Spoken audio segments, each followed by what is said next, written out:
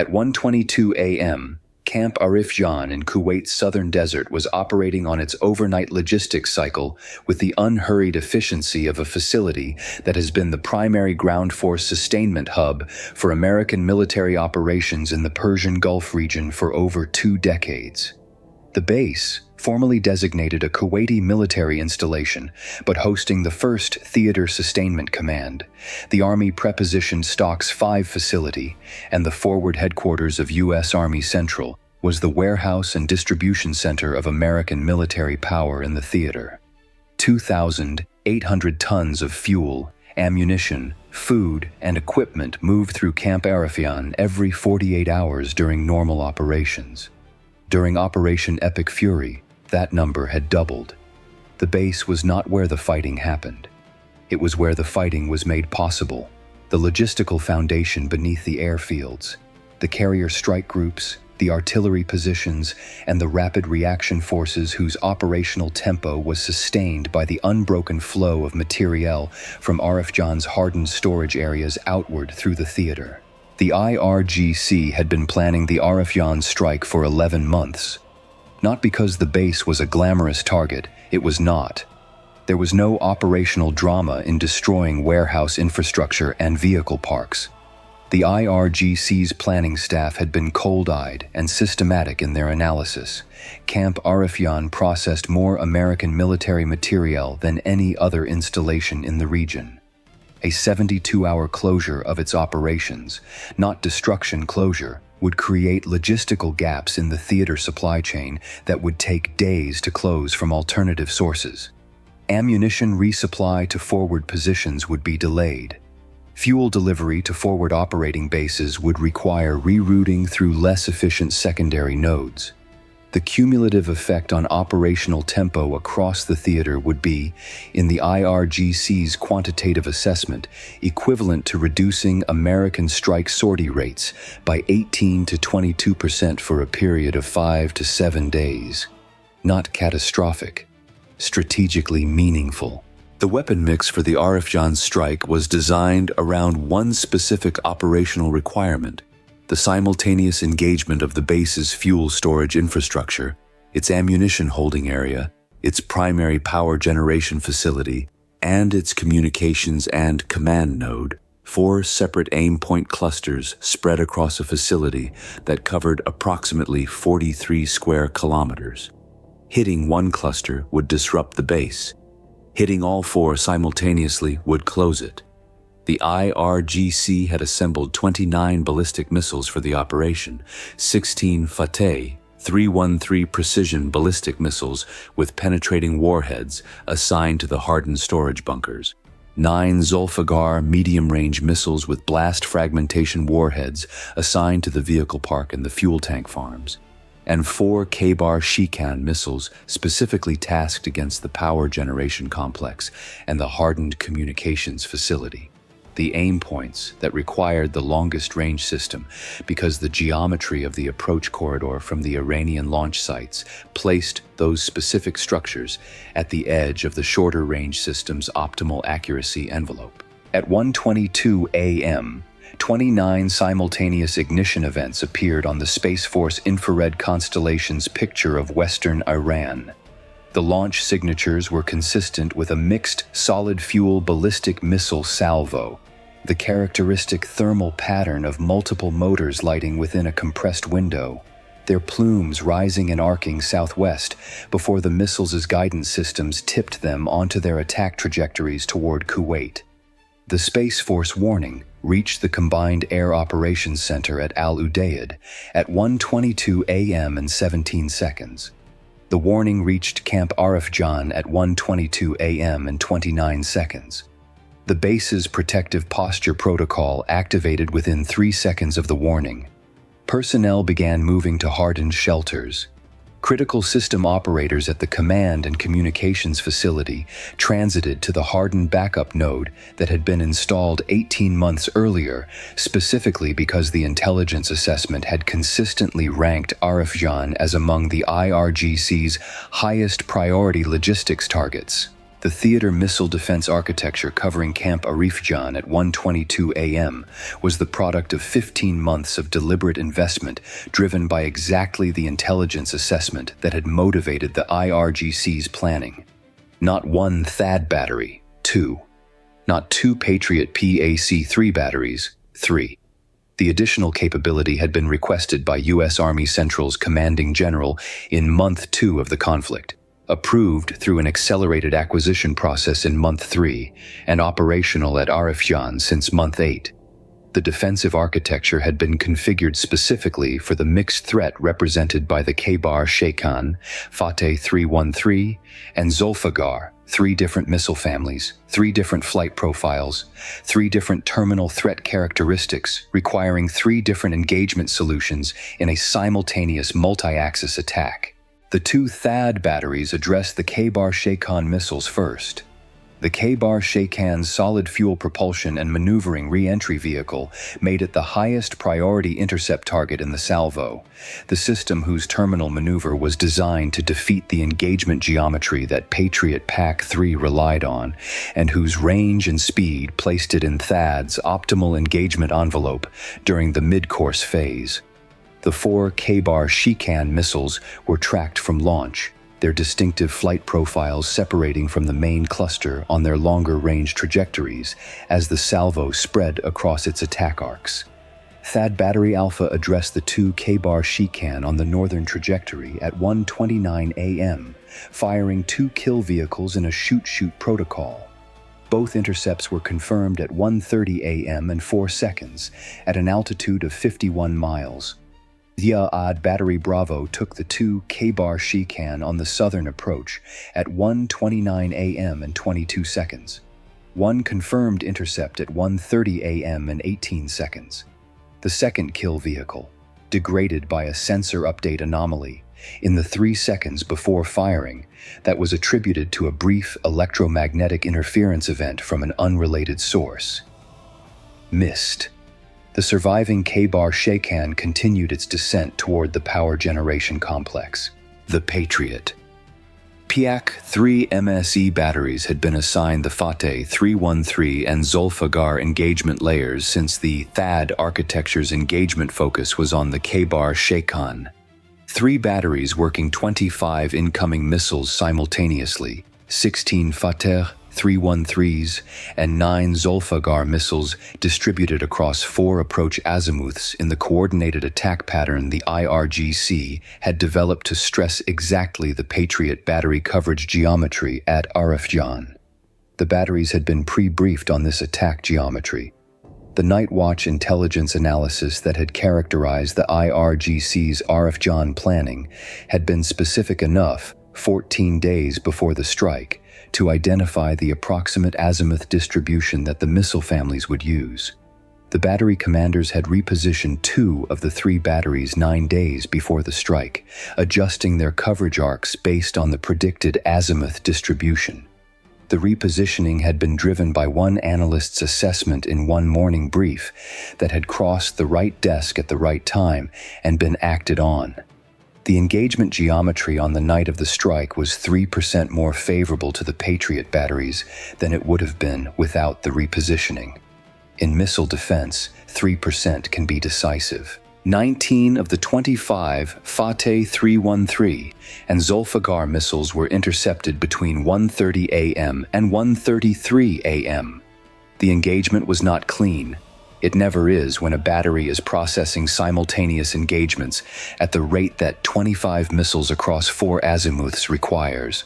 The batteries ran low on their PAC-3 MSE inventory faster than the engagement planning had projected, and the 4th battery that had been requested but not yet delivered would have been valuable. 6 missiles survived the PAC-3 engagement layer. The surviving Kheibar Shekan from the THAAD miss added to the problem. 7 missiles in their terminal descent toward Arifjan. The CRAM counter-rocket artillery and mortar systems positioned at 4 points around the base's perimeter. 6 Phalanx Block 1B land-based systems, each operating in their autonomous engagement mode, acquired the surviving missiles as they descended into close engagement range. CRAM systems are not designed for ballistic missile defense in the conventional sense. They are designed for the rocket and mortar threat, engaging small, fast-moving objects at close range. Against a Fateh 313 or Zolfaghar in its terminal descent, the Phalanx is firing at the wrong category of threat. The Phalanx's tracking algorithm and its 20mm round stream are not optimized for engagement of a hardened penetrating re-entry vehicle descending at several hundred meters per second. Against a Zolfaghar with a blast fragmentation warhead, the Phalanx can sometimes detonate the warhead at a distance. The fragmentation it produces is scattered, its lethality reduced. Against a penetrating Fateh 313 warhead, the Phalanx's rounds are unlikely to produce a defeat of the weapon, but may damage its guidance system enough to cause a miss. Against a Kheibar Shekan maneuvering re-entry vehicle, the CRAM engagement is a last-ditch effort against a weapon the system was not designed to address. The CRAM systems fired. They fired at everything they could acquire. The engagement data from the post-incident assessment recorded 41 separate firing events across the 6 Phalanx positions in the 79 seconds of the terminal engagement window. 2 of the 6 surviving Zolfaghar missiles were defeated by CRAM engagement, not destroyed, but their guidance systems sufficiently disrupted that both impacted outside the intended aim point clusters. 1 impacted in an uninhabited motor pool area between the main vehicle park and the outer perimeter, destroying 7 vehicles and damaging the road surface, but producing no casualties among the personnel who had cleared the area in the 11 minutes since the warning siren. The second impacted on the outer perimeter blast wall, collapsing a section of the wall and creating a debris field that extended 40 meters inside the perimeter. No personnel were in the perimeter area. 4 missiles completed their engagements. 2 Fateh 313 penetrating warheads, 1 Zolfaghar with its blast fragmentation warhead substantially intact, and the surviving Kheibar Shekan. The first Fateh 313 impacted the hardened ammunition holding area at 1:33 a.m. and 44 seconds. Its penetrating warhead drove through the overhead reinforced concrete of Bunker 7, the structure that housed the artillery ammunition reserve and the small arms ammunition prepositioned for theater rapid reaction forces. The delayed action fuse detonated the main charge inside the bunker. The detonation was not the warhead's primary damage. The detonation's secondary effect, the sympathetic initiation of the artillery propellant charge stored in the bunker's immediate vicinity, produced an explosion that was substantially larger than the warhead itself. Bunker 7 was destroyed.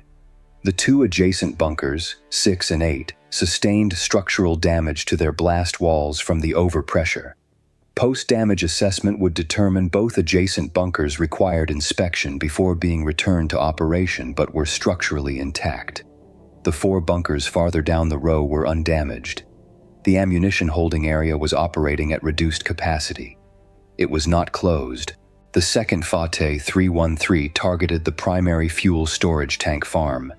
Its penetrating warhead struck the top surface of Tank Farm Alpha's largest above-ground tank, a structure that held 6 million liters of aviation fuel for theater air operations. The warhead penetrated the tank's structural steel roof and detonated inside the fuel volume.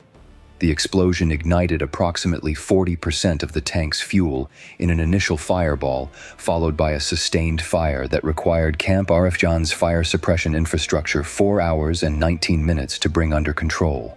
2 adjacent tanks in the farm were damaged by radiant heat and blast. One was drained as a precautionary measure. The other sustained weld cracking along its lower seam that required emergency repair over 3 days. The aviation fuel supply to the theater was not interrupted. The base's secondary fuel storage facility, positioned on the opposite side of the installation specifically because post-2019 logistics hardening reviews had recommended geographic separation of primary and secondary fuel storage, was undamaged. Fuel continued to flow to theater aircraft. The primary tank farm was offline. The secondary farm covered the mission. The Zolfaghar impacted the vehicle park at 1:33 a.m. and 51 seconds. The blast fragmentation warhead detonated at a height of 7 meters above the vehicle park surface, the fuse having functioned correctly, but the trajectory being slightly off the predicted descent angle, producing an airburst detonation rather than the surface impact detonation for which the fuse had been set. An airburst detonation against a vehicle park is actually more effective than a surface impact. The fragmentation pattern covers a wider area. 26 vehicles in the park were destroyed or rendered inoperable. 17 more sustained damage of varying severity. The vehicle park was assessed as having lost approximately 31% of its immediate operational capacity. The theater logistics chain absorbed this through a combination of vehicle repositioning from secondary parks and an emergency vehicle lease arrangement with a Kuwaiti contractor that the logistics team activated at 2:44 a.m. The Kheibar Shekan that had survived the THAAD miss impacted at 1:34 a.m. and 7 seconds, striking the power generation complex on its northern approach. The maneuvering re-entry vehicle had executed its final course correction at 1,200 meters altitude, displacing its trajectory approximately 240 meters east of its programmed aim point. The displacement brought it into impact with the power generation facility's transformer infrastructure rather than the primary generator building that had been its designated aim point. The transformer complex was destroyed. The primary generators lost their output capability. The generators themselves were undamaged, but without the transformers, they could not distribute power to the base. Camp Arifjan's power grid went dark at 1:34 a.m. and 9 seconds. The hardened command and communications facility shifted to its internal backup generators within 4 seconds. Backup generators that had been specifically sized and fueled for extended independent operation when the 18-month-old hardened node was installed. The command facility did not lose communications. The base's operational infrastructure, the areas that were not on the command facility's backup power circuit, experienced a power outage that lasted 41 minutes until the emergency restoration team isolated the destroyed transformer section and restored power through the secondary distribution network. 4 impacts. 1 bunker destroyed. 1 fuel tank burning. 26 vehicles destroyed. The power grid dark for 41 minutes. No fatalities. The 531 personnel who had cleared the affected areas in the 11 minutes between the warning siren and the first impact had been in hardened shelters. The base's most critical operational capabilities, communications, command authority, fuel flow from secondary storage, ammunition supply from intact bunkers, had not been interrupted. The response to the strike was operational and immediate. The operation was designated GRANITE ANSWER. The targeting package for GRANITE ANSWER had been pre-positioned in the Night Watch operations cell for 19 days, assembled from the intelligence assessment that had characterized the Arifjan planning effort. The package contained 37 aim points across the IRGC Aerospace Force's logistics and command infrastructure for the Kuwait targeting mission set. The 3 launch complexes in western Iran from which the 29 missiles had fired, the pre-positioned mobile launcher vehicles that Space Force had tracked continuously since the first launch, the logistics and resupply network that sustained the western Iran strike element, the command post infrastructure that had coordinated the strike, and, specifically, the weapons production and storage facilities at Khorramabad and Dezful that the intelligence assessment had identified as holding the remaining Fateh 313 and Zolfaghar inventory assigned to the Western Iran strike element. The B-52H Stratofortresses had been airborne from Diego Garcia since 9 p.m. the previous evening, their pre-positioning driven by the same threat indicators that had elevated Arifjan's defensive posture. 6 aircraft, each carrying a mixed loadout of JASSMER cruise missiles and JDAM precision-guided bombs. They had been orbiting over the northern Arabian Sea, waiting for the authorization that arrived at 1:27 a.m., 5 minutes after the launch signatures appeared on the Space Force picture. Authorization reached the lead aircraft at 1:27 a.m. and 44 seconds. The aircraft turned northwest. they would reach their weapons release line at 2:19 a.m. The F-35A package from Al Dhafra launched at 1:31 a.m. 41 aircraft in a coordinated departure sequence that had the lead element crossing into Iranian airspace at 1:51 a.m. under the Growler jamming umbrella that had been active since 1:28 a.m. The Growler jamming specifically targeted the communications frequencies through which the IRGC Aerospace Force's Western Iran command network was attempting to assess the strike's effect and coordinate the post-launch displacement sequence for the mobile launcher vehicles. The jamming succeeded in preventing the displacement coordination from being transmitted on primary frequencies. Some vehicles moved anyway. The crews followed their standard post-launch displacement protocols without waiting for orders, because professional missile crews do not stand at a revealed launch position waiting for a radio call they are not getting. But the disruption of the command coordination meant that the vehicles dispersed without a common plan, moving to individual predetermined positions rather than a coordinated dispersal pattern that would have spread them across a wider geographic area. They were more concentrated than they should have been. The Space Force tracking data, updated continuously, showed the concentration. The F-35A sub-package assigned to the mobile launcher vehicles engaged a tighter target cluster than the pre-strike analysis had projected. The B-52S released their JASSMER salvo at 2:19 a.m. from their weapons release line over the northern Arabian Sea. 112 cruise missiles, each program with one of the 37 aim points in the GRANITE ANSWER target set, departed the B-52 weapons bays in a 6-aircraft ripple sequence that took 4 minutes and 20 seconds to complete. The missiles flew their terrain-masked approach routes toward western Iran, arriving on target between 2:49 a.m.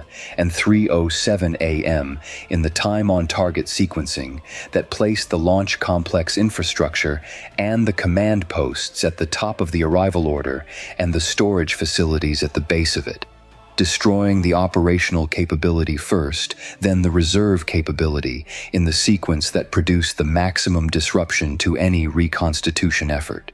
The launch complexes were struck between 2:49 a.m. and 2:53 a.m. The hardened preparation facilities at the primary complex received GBU-57 massive ordnance penetrator strikes from the 2 B-2A Spirit stealth bombers that had been tasked specifically for the hard target component of GRANITE ANSWER. Bombers that had been airborne from Whiteman Air Force Base for 17 hours when they reached their weapons release points north of the Gulf at 2:47 a.m. The GBU-57 impacts at the primary complex registered 2.4 and 2.7 magnitude on monitoring networks in Kuwait and Saudi Arabia. The preparation tunnels were assessed as rendered inoperable. The F-35A package completed its mobile launcher vehicle engagement between 2:06 a.m. and 2:21 a.m. 21 launcher vehicles confirmed as total losses of asset. 4 assessed as damaged but potentially recoverable, re-engaged at 2:23 a.m. and confirmed as total losses. The Western Iran launch element had expended 29 missiles at Camp Arifjan. It would not be reconstituting those missiles from its surviving launcher fleet. At 3:19 a.m., the GRANITE ANSWER post-strike preliminary assessment was transmitted to the CAOC. Camp Arifjan's damage status: 1 bunker destroyed, secondary fuel tank farm operational, vehicle park at 69% operational capacity, command and communications fully operational, power grid restored after 41 minutes. American personnel casualties, 0. The base was operating. The logistics chain was flowing. The fuel was reaching the aircraft. The ammunition was reaching the positions. 41 hours after the strike, the camp's operational capacity was assessed at 87% of pre-strike levels, above the threshold that the Theater Logistics Command had defined as the minimum acceptable for sustained campaign operations. At 3:19 a.m., the IRGC Aerospace Force's Western Iran strike element, the launchers, the missiles, the command infrastructure, the storage facilities, was assessed as non-functional for any follow-on strike against Kuwait. Not degraded, not damaged, non-functional. The 11 months of preparation, the precise targeting, the carefully assembled mixed salvo of 29 missiles, all of it had produced one destroyed bunker, one burning fuel tank, 26 vehicles, and a 41-minute power outage, and in exchange had consumed the entire operational capacity of the Western Iran strike element. Camp Arifjan processed material the next morning at 87% capacity and climbing.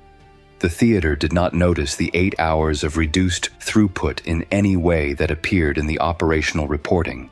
The convoys ran. The aircraft flew. The supply chain held. In the ledger of modern warfare, the most expensive entry is the one that costs everything and buys a logistics delay measured in hours.